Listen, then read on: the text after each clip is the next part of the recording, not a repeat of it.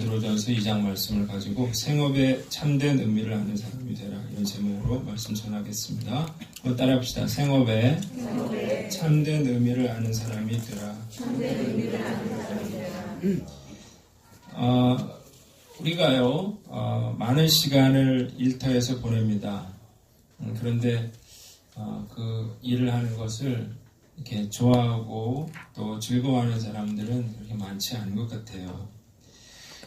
그리고 거기서 어떤 만족이라든지 어떤 의미를 찾기도 어렵고, 단지 먹고 살기 위해서 오늘도 우리는 일터로 가고 있습니다.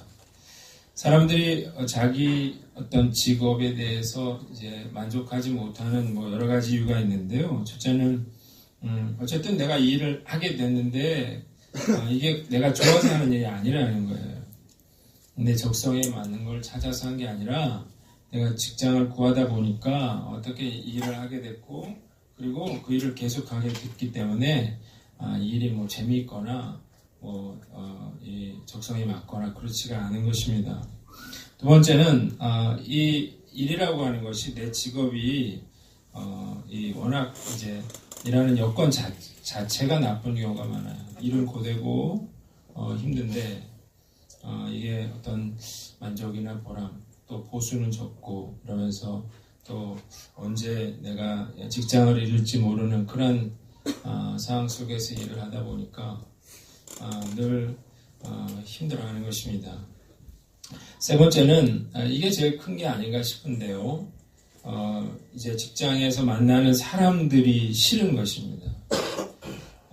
직장 상사라든지 이런 사람들이 어떤 갑질을 한다든지 모멸감을 준다든지 변덕이 죽을는 그런 그걸 맞춰주기가 참 어려운 거고, 그리고 또 밑에 사람하고 일하기도 쉽지 않아요. 불성실하고 또 무책임한 그런 걸 보면 참 일하기 힘들다, 이런 생각이 들고, 아침에 이제 출근하는 게 죽기보다 힘든 그런 마음을 갖게 되는 것입니다.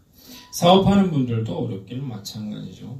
대기업도 어렵다는데 중소기업 이런 걸 하시는 분들은 사람 구하기도 어렵고, 데려다 놓으면 나가버리고, 열심히 일하지만 남는 게 없고 언제 무너질지 모르는 그런 어려움 속에서 우리가 인생의 많은 시간들을 이제 일하면서 보내고 있다는 것입니다. 우리가 중요한 건 뭐냐면 그것에 대한 해석이 중요한 거예요. 세상 사람들이 생각하는 어떤 직장, 직업 이런 게 아니고, 우리가 하나님의 사람은 어떤 그런 해석을 해야 되는가, 내 피곤하고 힘든 내 이 직장을 과연 어떻게 해석하고 우리가 그 일들을 해야 하는가, 우리 고민을 해야 되는데, 오늘 하나님이 나에게 맡겨주신 그 직장, 직업의 의미에 대해서 깊이 생각해보고, 우리가 다시 한번 새로운 그런 마음으로 한 해를 시작하는 저와 여러분들 되시기를 주님의 이름으로 축원합니다. 자,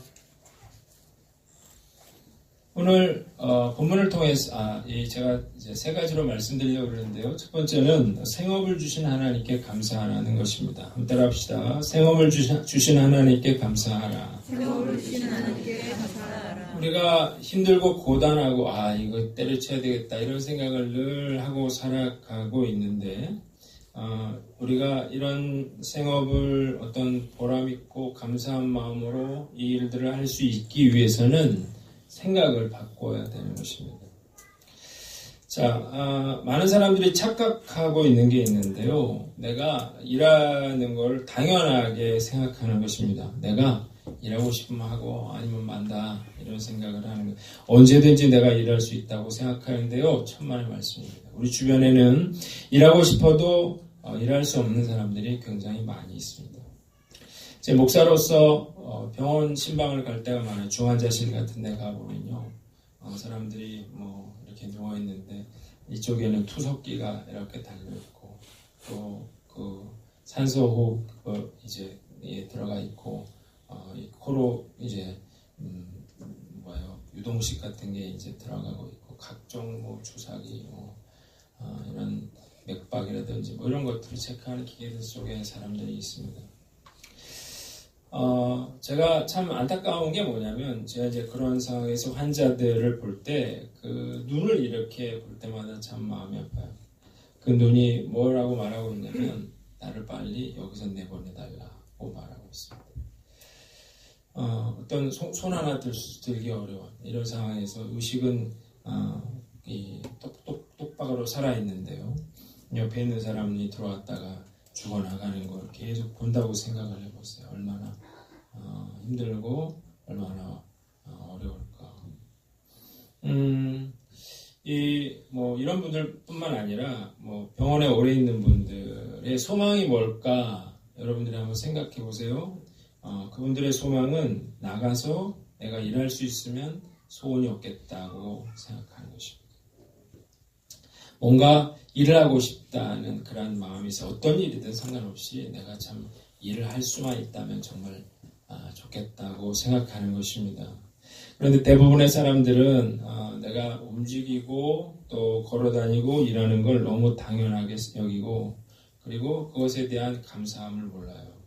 그래서 내가 어떤 이유로든 불평, 원망 이런 마음들이 있다는 것입니다. 안타깝게도 아침이 오면 일하러 나갈 수 있는 것에 대해서 감사하는 사람은 내가 여러 가지 이유로 일하러 나갈 수 없는 그러한 사람들이라고 하는 것입니다.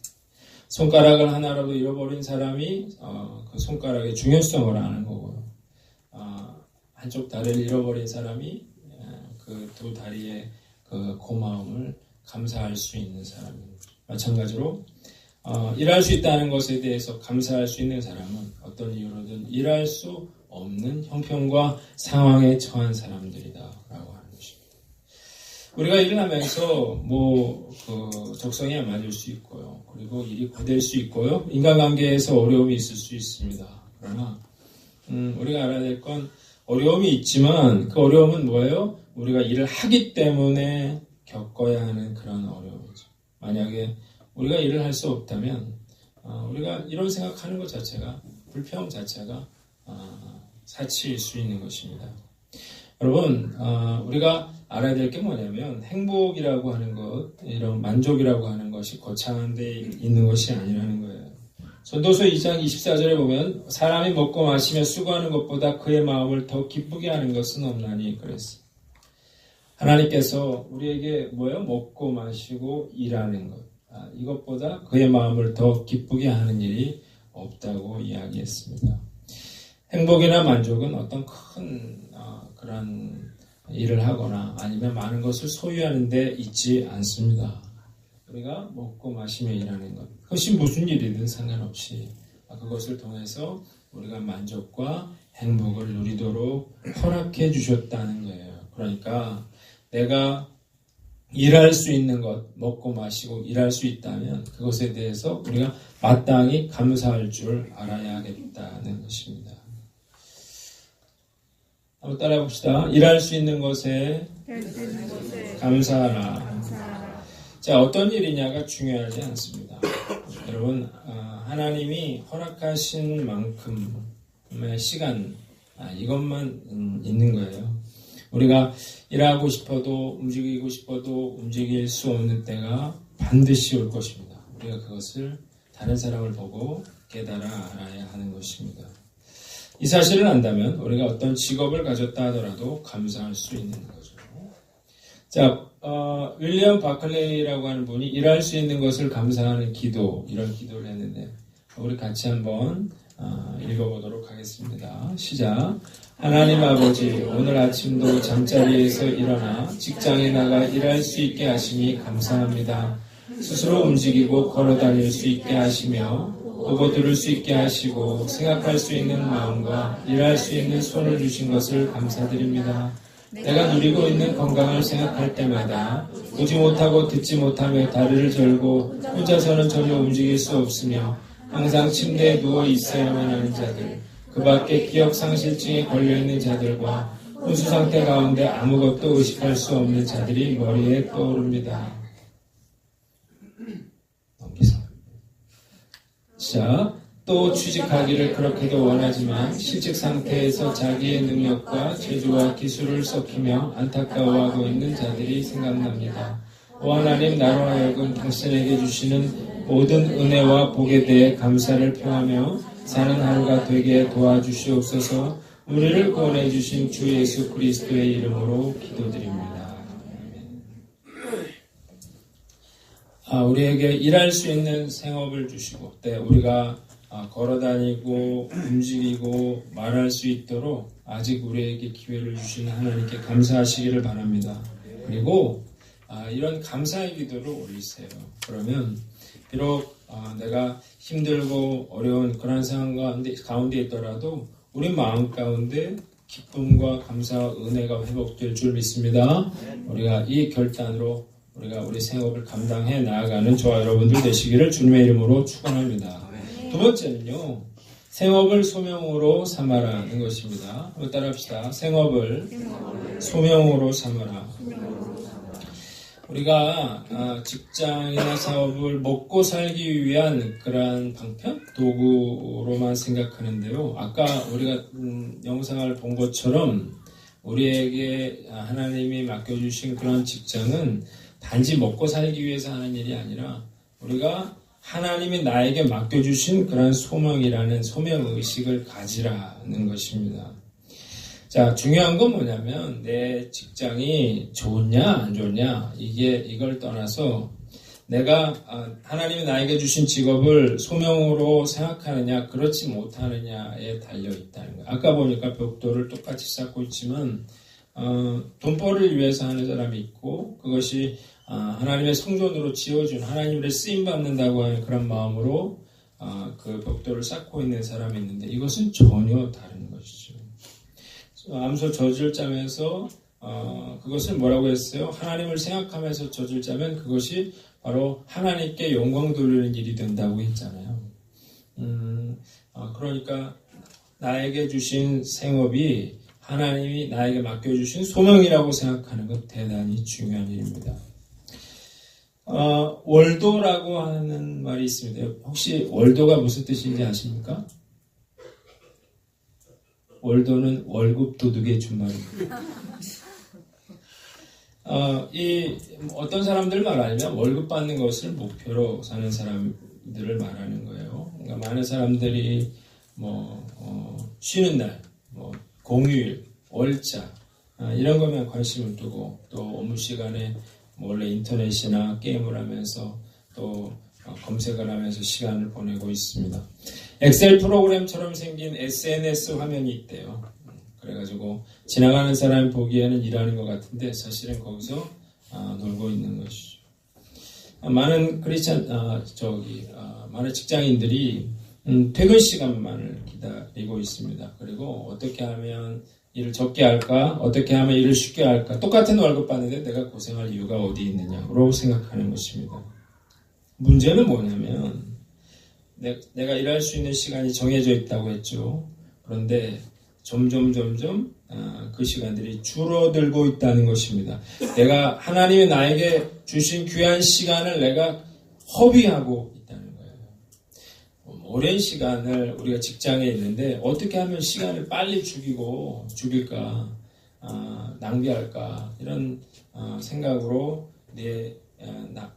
많지 않은 그런 귀중한 시간을 허비하고 있다는 사실을 모르고 있는 것입니다. 자, 우리가 이 생각을 좀 바꿔야 되는데요. 첫째로 우리가 모든 직업이 성직이라고 하는 사실을 우리가 알아야 됩니다. 우리가 소명을 받았다고 하는 것은 은혜를 받아서 신학교에 가서 목사가 돼서 목회를 하는 것, 그래서 목회자만 성직이라고 생각하는 것, 이것이 잘못되는 것입니다. 오늘 그래서 베드로전서 2장 9절에 하나님이 뭐라고 했습니까? 너희는 왕같은 제사장이다 그렇게 말을 했어요. 그러니까 우리는 제사장으로서 우리가 하는 모든 일이 꼭 뭐가 돼요? 제사, 예배가 되는 거예요. 여러분들이 사업을 합니까? 그러면 여러분들은 그 사업장에 예배로 하나님께 영광 돌리는 것입니다. 여러분들이 회사에 다닙니까? 내가 일하고 있는 그 모든 곳이 바로 뭐가 돼요? 하나님께 드리는 제사요, 하나님께 드리는 예배요, 하나님께 드리는 영광이 되는 거예요. 그러니까 우리가 저는 교회에서 목회를 하지만 여러분들이 세상에서 부르심을 받아서 그리고 세상에서 제사장 역할을 하라고 이야기하고 있는 거예요. 자, 이런 소명의식을 가지고 그래야 그 삶에 의미가 있는 것입니다. 저는 가정주부도 엄연한 직업이라고 생각해요. 왜냐하면 너무나 중요한 일을 하고 있거든요. 그런데 맨날 나는 집구석에서 설거지나 하고 있고 나는 뭐하는 짓인가 이렇게 생각해서는 늘 마음 가운데 불평과 원망밖에 생길 일이 없죠. 암수를 짜면서도 이것이 내가 하나님을 생각하면서 하면 뭐라고 했어요? 그것이 하나님께 영광을 돌린다고 했잖아요. 내 가정을 위해서 주님의 영광을 위해서 내가 청소를 하고 빨래를 하면 그것 자체가 나에게 기쁨이 되고 또 하나님께 영광을 돌리게 되는 그러한 귀중한 일이 된다고 하는 것입니다. 그러니까 세상 사람들과 달리 크리스찬들은 직장생활과 또 내 모든 사회생활 자체가 신앙생활이 되고 예배가 되는 거예요. 에베소 교회에는 노예들이 있었어요. 노예들이 예수님을 믿고 이제 교회 다니기 시작했는데 이 당시에 노예라고 하는 것은 정말 개돼지 취급을 받는 그런 노예들이었어요. 그리고 이들이 하는 일 자체가 너무나 굳은 일, 힘든 일, 피곤한 일 그런 일들이었습니다. 그러니까 당연히 이들이 보수가 있는 것도 아니고 그러니까 하루를 어떻게든 요령을 피우고 농땡을 치고 이렇게 하다가 매 맞고 하는 게 늘 그 노예들의 일이었는데요. 이들이 예수님을 믿었어요. 그랬더니 이들 삶에 변화가 일어났습니다. 그리고 자기가 하는 모든 일이 하나님께 영광을 돌리는 일이다. 예수님을 섬기는 일이라고 생각을 했어요. 그래서 그때부터 그들이 열심히 집안일을 하기 시작했습니다. 열심히 그 주인을 섬기기 시작했어요. 주인들이 보니까 깜짝 놀랄 일이거든요. 전혀 게으름만 피우고 요령만 피우던 자가 갑자기 변화돼가지고 너무 열심히 하니까 그걸 알아봤어요. 도대체 왜 무슨 일이 일어나는가 봤더니 이들이 교회 다니기 시작하는 거예요. 예수 믿게 된 거예요. 그것에 대해서 주인들이 감동을 했어요. 그래서 에베소의 노예들을 통해서 많은 주인들이 교회로 찾아와서 같은 교인으로 그렇게 한 교회를 섬기게 되었다는 거예요.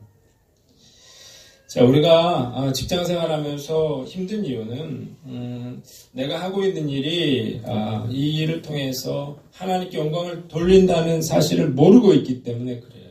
그것이 어떤 일이든 간에 하나님이 나에게 주신 소명이라고 하는 사실을 모르기 때문이에요. 자, 여러분들이 무엇을 하든 그것은 주님을 섬기는 일이라고 하는 사실을 믿으시기를 바랍니다. 이런 생각이야말로 우리가 일하고 있는 그런 행동과 생각의 수준을 올려주는 거예요. 그리고 비록 그 노예같이 천한 일을 한다 하더라도 우리가 그것에서 의미를 찾고 또 감사하며 만족할 수 있도록 만들어주는 것입니다. 사실 이 평신도의 영향력이라는 게 훨씬 커요. 제가 직장 생활을 하다가 목사가 됐잖아요. 그래서 제가 사실 목사가 되고 싶지가 않았어요. 왜냐하면 제가 예전에 칭찬을 많이 받았거든요. 기도 열심히 한다고 칭찬받았어요. 봉사 열심히 한다고 칭찬 많이 받았어요. 그런데 내가 목사가 되니까 당연한 일이 돼. 목사가 기도하는 거 당연하죠. 목사가 전도하는 거 당연한 거죠. 목사 헌금하는 거 당연한 거죠. 좀 안타까운 마음이 좀 들더라고요. 평신도였으면 더 어떤 영향력이라는 게 있었을 텐데 그런 생각도 들고 목사가 되니까 만나는 사람들이 불신자 만나기가 쉽지 않은데 여러분들은 다 나가면 밖에 있는 사람들이 다 불신자잖아요. 그러니까 전도할 대상들도 많고 사실 그런 큰 영향력을 끼치기가 굉장히 쉽다는 거예요. 그래서 전도 집회를 하거나 이럴 때 보면 많은 평신도들이 목회자보다 더 큰 그런 영향력을 끼치고 있다는 것입니다. 자, 우리가 소명이라고 하는 사실을 알았다면 그러면 우리가 어떻게 해야 될까요? 오늘 말씀을 보면 따라해봅시다. 죽게 하듯 하라. 자, 소명이에요. 내가 하고 있는 일이 그 주님을 섬기는 일이에요. 그러면 우리는 죽게 하듯 그 일들을 감당해야만 합니다. 그럼 죽게 하듯 하라는 건 어떻게 하라는 건가요? 정직하라는 거예요.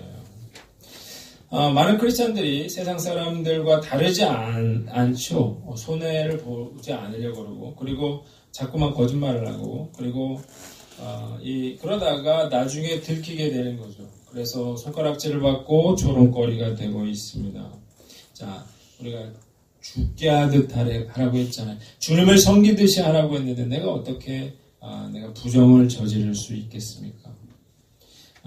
어떻게 내가 부정한 방법으로 주님을 잘 섬길 수 있을까요? 그러니까 우리가 내가 이것이 소명이라고 생각하는 사람은 정직할 수밖에 없는 것입니다. 두 번째로 성실하라는 것이에요. 세상 사람들은 주인이 볼 때는 열심히 하고 주인이 안 볼 때는 열심히 안 합니다. 제가 어떤 분에게 얘기 들었는데 외국인 노동자가 일을 할 때 주인이 보면 막 이렇게 하다가 주인이 나가면 이렇게 한다고 하더라고요. 근데 우리는 누가 보고 있습니까? 하나님이. 우리는 하나님 앞에서 사는 사람. 주인이 보든 안 보든 상관이 없어요. 여러분, 요령을 피우다 보면 반드시 걸리게 되어 있습니다. 들통이 나게 되어 있거든요. 근데 주님을 섬기는 사람은 누가 보든 안 보든 상관이 없죠. 늘 이렇게 죽게 하듯 하기 위해서 성실하게 하게 되어 있고, 그러다 보니까 사람들이 그걸 보고 감동을 하는 거고, 그리고 영향을 받는 것입니다. 요셉은요, 감옥에서도 성실했어요. 보디발의 집에서도 성실했어요. 그래서 어떻게 해요? 꼭 필요한 사람이 됐다는 것입니다. 자, 어떤 직장에서도 정말 성실하고 정직하게 자기 일을 감당하는 사람, 그 사람은 직접 거기에 필요한 사람이겠죠. 우리가 이 주인이 무서워서가 아니라 그 하나님을 섬기는 마음으로 우리가 소명을 감당하는 저와 여러분들 되시기를 주님의 이름으로 축원합니다. 마지막으로 우리가 물질을 다스리며 살라고 하는 것입니다. 한번 따라합시다. 물질을 다스리며 살라. 우리가 우리의 직업으로 우리가 뭘 원하냐면 돈벌이를 원하는 거예요. 돈 버는 것, 잘 사는 것, 그걸 우리가 삶의 목표로 삼는 것입니다. 그래서 좋은 직업은 뭡니까? 고소득, 돈을 많이 벌 수 있는 직업을 좋은 직업이라고 사람들이 생각하는 것인데요. 생업을 돈벌이를 위한 도구로 삼고 산다 그러면, 그래서 돈을 쫓아 산다면 여러분들은 어떻게 됩니까? 반드시 후회하게 될 것입니다. 첫째는 허무함인데요. 우리가 물질은요, 우리가 다스리면서 살아야 되는데 우리가 그 돈을 쫓으면서 살면은 결국 그 끝은 뭐예요? 허무함인 것입니다. 제가 그런 얘기 해봐야 목사님이 그런 얘기 한다고 여러분들이 감동받을 것도 없고요. 얼마 전에 미우새라고 하는 그런 프로그램에 주병진 씨의 펜트하우스가 공개가 됐습니다. 봤습니까? 한 방송 프로그램에서 이제 이 주병진 씨의 집을 이제 오픈을 했는데 그 집이 무려 200평대 그런 집이었어요. 상암동에 있는 32층의 꼭대기 2층을 이제 쓰는 건데요. 그 시가는 50억이니 60억이니 그렇게 얘기를 하던데, 그래서 이제 후배들이 이제 집을 찾아서 곳곳을 이제 돌아다니는데, 침실에는 성인 3명 누울 수 있는 그런 큰 사이즈의 침대가 비치돼 있고, 거실에는 제가 어디 갔다가 봤거든요. TV 이렇게 휘어진 거 120인치짜리, 그게 얼마인가 봤더니 1억에서 1억 2천만 원이라고 하더라고요. 그 TV가 와 이제 하시네. 그 TV가 있고요. 그리고 놀라운 건 이거 화장실인데 이게 뭐예요? 이게 욕조잖아요. 개인 욕조고, 그 다음에 여기 이게 뭐야? 비정원에 가면 있는 화장대가 있고, 그 더 놀라운 건 뭐예요? 거기에 사우나가 있더라고요. 편백나무로 된 그런 사우나가 이제 있었습니다. 욕실 앞에 테라스가 있어서 야경이 다 보이고, 그게 끝이 아니라 이제 2층으로 이제 올라가면 제가 집 장사도 아니고 2층에 가면 이렇게 올라가면 테라스가 밖에 이런 정원이 꾸며져 있는 엄청난 그런 역대급의 집이 이제 오픈이 됐는데, 이제 박송 씨가 그랬어요. 자기의 롤 모델이다. 그러면서 이런 광활한 집에서 화려한 삶을 사는 그런 주변 모습을 이제 부러워했는데요. 이걸 오픈할 때 굉장히 주저했대요. 고민을 한 이유가 뭐냐면 이걸 이렇게 보여줬을 때 사람들이 이렇게 거부감을 가질까봐 자기가 걱정을 많이 했다고 했습니다. 그러면서 뭐라고 했냐면 자기가 이런 집을 구입한 것은 어린 시절에 너무 가난했기 때문에 그 가난에서 벗어나서 내가 이런 집에 살겠다고 하는 그런 꿈이 있었는데 그 꿈을 이룬 걸로 봐달라 그렇게 이야기를 했습니다. 그러면서요 막 부러워하는 그 연예인들에게 속내를 털어놓았습니다. 뭐라고 했냐면 이 집에는 사랑하는 가족이 없어서 이게 다 껍데기에 불과하다 그렇게 말을 했습니다. 그러면서 내가 만약 너희들의 시간으로 돌아갈 수 있다면 내가 모든 전 재산을 팔아서라도 결혼하겠다고 했어요. 그러면서 박송 씨 물어봤어요. 성공하면 결혼한다고 했는데 성공했는데 왜 결혼 안 합니까? 그렇게 물었더니 뭐라고 얘기를 했냐면 성공하면 결혼하려고 했다는 거예요.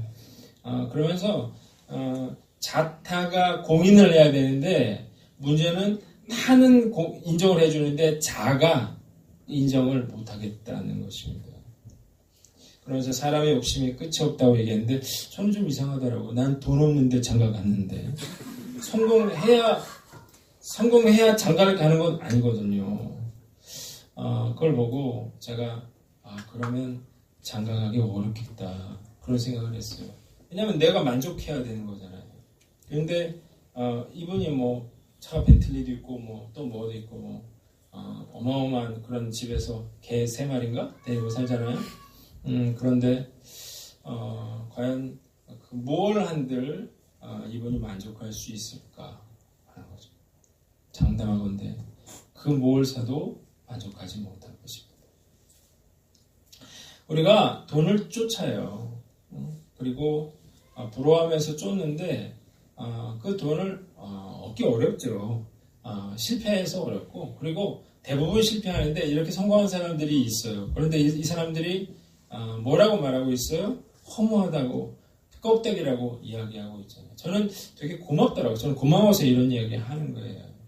돈 많은 사람이 이렇게 많이 벌어서 난 너무 행복하다고 얘기하지 않고 이건 다 빈 껍데기라고. 그리고 더 안타까운 건 뭐냐면 냉장고가 텅텅 비어 있더라고요. 화려한 집에서 아무것도 없어요. 우리가 돈을 쫓으면요 어떤 화려함을 쫓잖아요. 성공을 쫓으면 그럼 그걸 내가 이루면 만족할 것 같지만 그 끝에는 뭐가 있어요? 결국 허무함을 느끼게 되는 것입니다. 자, 우리가 이걸 가리켜서 뭐라고 말하는 거냐면 물질의 종이 된다고 하는 거예요. 여러분, 누가복음 16장을 보면요, 예수님께서 지파인이 두 주인을 섬길 수 없나니 혹 이를 미워하고 저를 사랑하거나 혹 이를 중히 여기고 저를 경히 여길 것임이니라. 너희가 하나님과 재물을 겸하여 섬길 수 없느니라. 재물을 뭐라고 했어요? 하나님과 겸하여 섬길 수 없다는 말은 이 돈이 바로 뭐라는 것입니까? 신이라는 거예요. 당연하죠. 돈으로 뭐든지 할 수 있잖아요. 돈으로 사람을 살 수도 있고 뭐 물건을 살 수도 있고 내가 하기 싫은 일을 돈으로 시킬 수도 있고 그러니까 사람들이 돈을 돈 하는 건데 이 문제는 뭐예요? 우리가 하나님과 재물을 겸하여 섬길 수 없다는 것입니다. 그러면서 한쪽을 우리가 두 개를 택하면 결국 하나를 미워하게 된다는 것입니다. 하나님과 재물을 우리가 섬기면 좋은데요. 결국은 우리가 재물 때문에 하나님을 미워하게 된다는 거예요. 재물 때문에 하나님을 경히 여기게 될 거라고 이야기하고 있는 것입니다. 결국 무슨 얘기예요? 우리가 돈을 쫓으면 돈의 종이 되는 거예요. 우리가 돈 때문에 웃고 돈 때문에 울잖아요. 그걸 뭘 말해요? 돈이 결국 그 사람의 어떤 행복의 척도인데요. 그렇기 때문에 늘 불행하고 돈이 있어서 힘들고 돈이 없어서 힘든 것입니다. 우리가 착각하는 건 뭐냐면 그 돈이 내 거라고 생각하는 거거든요. 내가 누릴 수 있다고 쓸 수 있다고 생각하는 거거든요. 그런데 여러분 한번 생각해 보세요. 우리나라에서 가장 큰 부자가 누구예요? 삼성의 그 회장님인데 지금 누워 계시잖아요. 뭐 재산이 몇십 조인지 뭐 몇백 조인지 모르겠지만 그 재산이 아무리 많아도 그분이 그 돈을 어떻게 해요? 단 한 푼도 쓸 수 없다는 사실을 우리가 알아야 됩니다. 재물은요, 하나님의 손에 있는 거예요. 우리가 돈을 쫓으면 결국 우리가 허무함에 빠지게 될 뿐만 아니라 돈을 쫓으면 어떻게 돈의 종이 돼서 어떻게 해요? 그 돈을 우리가 사용할 수가 없게 되는 거예요. 하나님이 그만하면 어떻게 해요? 다 내려놓아야만 되는 거죠. 주한자실 얘기를 했는데요. 저는 목사로서 그걸 볼 때마다 이게 내 모습이라고 생각을 해요. 과연 우리가 뭐 이 땅에 금 긋고 이게 내 땅 그러는 거지만 우리 역사적으로 생각해 보세요. 그 땅이 누구 땅이에요? 하나님 땅이지. 다 저마다 여긴 내 거, 여기서 여기까지 내 거 그랬지만 다 죽었잖아요. 그러니까 누구의 것도 아니죠. 하나님의 것입니다. 우리가 그 재물이 아니라 하나님을 섬겨야만 우리가 하나님이 주시는 그런 물질도 누릴 수 있는 것입니다. 이런 이야기가 있죠. 돈으로 약은 살 수 있으나 건강을 살 수 없다. 돈으로 침대는 살 수 있으나 잠은 살 수 없다. 돈으로 쾌락은 살 수 있으나 행복은 살 수 없다. 돈으로 음식은 살 수 있으나 만족은 살 수 없다. 돈을 쫓으면 절대로 그 돈을 누릴 수 없는 거예요. 그냥 그 돈의 노예가 돼서 우리가 그 돈으로 울고 웃고 그러면서 결국 아무것도 사용하지 못하게 되더라는 것입니다. 자, 우리가 이 사실을 아는 사람은 우리가 물질을 쫓겠습니까? 하나님을 쫓겠습니까? 하나님을 쫓아야죠. 내가 재물이 아니라 하나님과 재물을 겸하여 섬기지 않고 내가 하나님을 섬기겠습니다. 이런 결단을 해야 돼요. 근데 이게 말처럼 쉬운 게 아니거든요. 그래서 하나님이 우리에게 뭘 요구합니까? 너가 가진 모든 것이 정말 내 것이라면 내가 너에게 준 것을 나에게 바치라고 그렇게 하나님이 명령하고 있는 것입니다. 자, 한번 따라해 봅시다.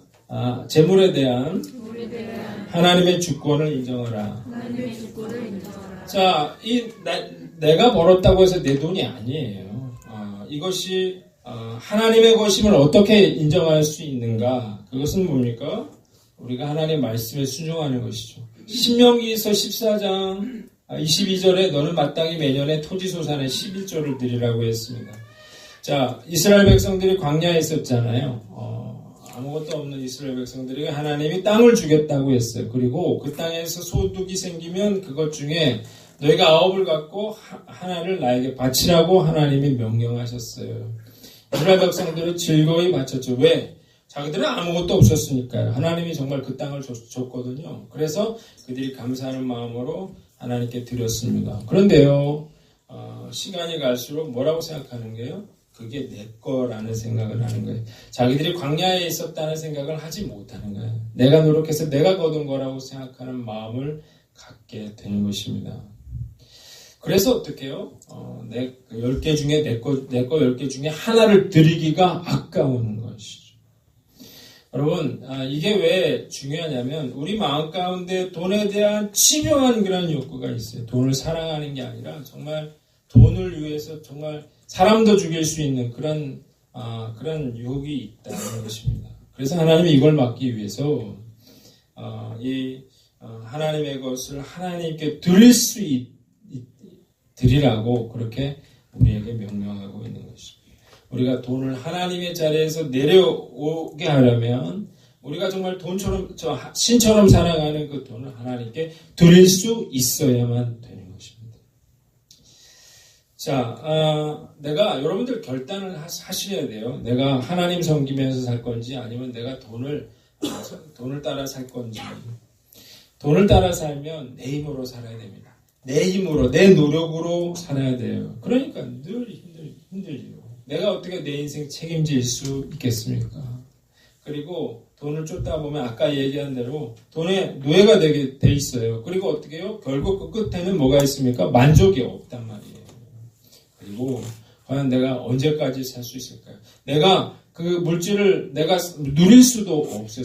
사용할 수도 없어요. 그리고 내 마지막 순간에 하나님의 앗아가면 한순간에 빼앗기게 되는 것입니다. 자, 그러나 하나님을 내 삶의 주인으로 그렇게 맡기고 사는 사람은 하나님이 책임져 줍니다. 제가 이렇게 이야기할 수 있는 근거가 있어요. 제가 98년도에 사표를 내고 그리고 정말 그 다음 달부터 내가 이제 지금까지 정말 하나님께 맡기고 살았는데 살아갈 방법이었잖아요. 다음 달 생활비는 어떻게 결제를 할까? 그게 이제 늘 걱정이었어요. 그리고 직장 그만두고 신대원에 가서 전도사 월급 받은 게 37만 원이었고 제가 계속 파티 전도사를 하다가 개척을 했기 때문에 제가 파티 전도사로 받은 월급이 78만 원이었어요. 그런데 뭐 헌금 내고 뭐 내고 하다 보니까 뭐 그런 돈으로는 아이 키우면서 어떻게 뭐 살아갈 수가 없는 것이죠. 그리고 개척을 했잖아요. 개척을 하고 제가 지금까지 살아왔는데 제가 후회되는 게 하나 있어요. 뭐냐면 걱정을 했다는 것입니다.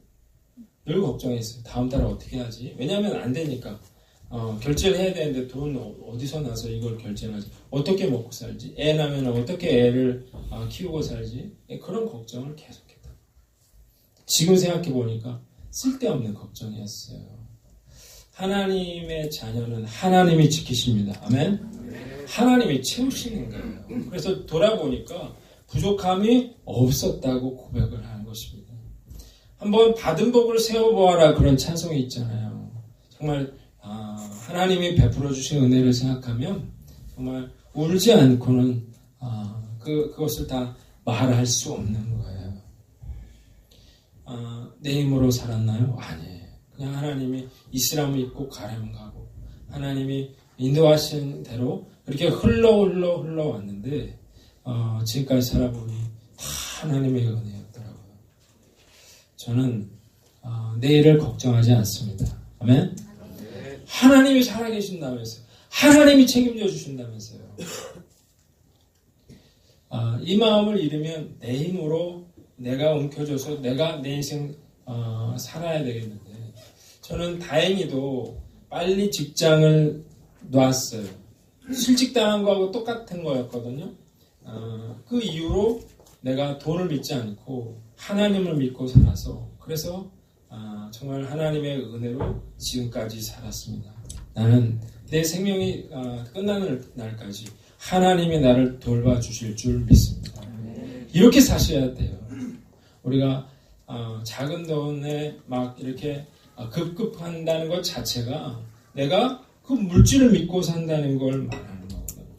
헌금이라고 하는 건 제가 헌금 설교 안 하잖아요.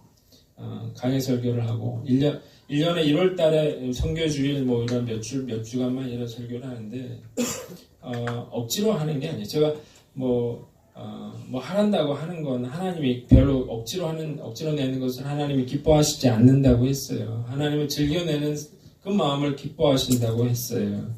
어떻게 하든지 여러분들의 선택이지만 중요한 건 뭐예요? 둘 중에 하나를 선택해야 한다는 것입니다. 둘 다 섬길 수는 없어요. 내가 하나님을 섬길 것인지 재물을 섬길 것인지 둘 중에 하나를 선택하세요. 그리고 우리가 저와 여러분들은 재물이 아니라 그 주님을 선택함으로 우리가 주님을 선택하면 그 하나님이 채워주시는 것이 있어요. 하나님이 누리게 해주시는 그런 복들이 있는 거예요. 기브앤테이크가 아니에요. 내가 이렇게 했으니까 하나님이 이렇게 주는 게 아니고 하나님 내 인생을 맡기면 하나님이 내 인생을 축복해 주시는 줄 믿으시길 바랍니다. 이걸 깨달은 사람 하나님께 맡기고 사는 거죠. 이게 지혜로운 사람입니다. 우리는 절대 우리 인생을 책임질 수 없다는 사실을 알아야 됩니다. 말씀 마치겠습니다. 오늘 우리가 내일도 또 직장에 가야 돼요. 생업에 우리가 일을 해야 되는데요. 어떤 마음으로 이 일들을 감당해야 될까요? 우리가 생업을 주신 하나님께 감사해야 합니다. 일할 수 있는 것 자체가 하나님의 축복이라는 사실을 믿으시길 바랍니다. 그리고 생업은 뭐 어떤 좋은 직업이냐 아니냐를 떠나서 내가 하는 모든 일들은 하나님께 영광을 돌리는 거예요. 그러니까 누가 보든 안 보든 상관없이 내가 하루를 그렇게 막 일 안 하려고 그러고 막 이렇게 행동하는 건 굉장히 어리석은 일이죠. 내가 행하는 모든 일이 주님의 소명이고 그리고 내가 그 소명을 감당한다고 결단하는 저와 여러분들 되길 바랍니다. 우리가 직장은 돈벌이의 수단이 아니에요. 우리가 우리의 인생의 주인이 하나님이심을 믿고 우리가 물질의 종이 아니라 물질을 다스리며 사용하며 사는 저와 여러분들 되시기를 주님의 이름으로 축원합니다. 자, 우리 같이 찬양하겠습니다. 찬송가 216장을 불러보겠습니다. 찬송가 216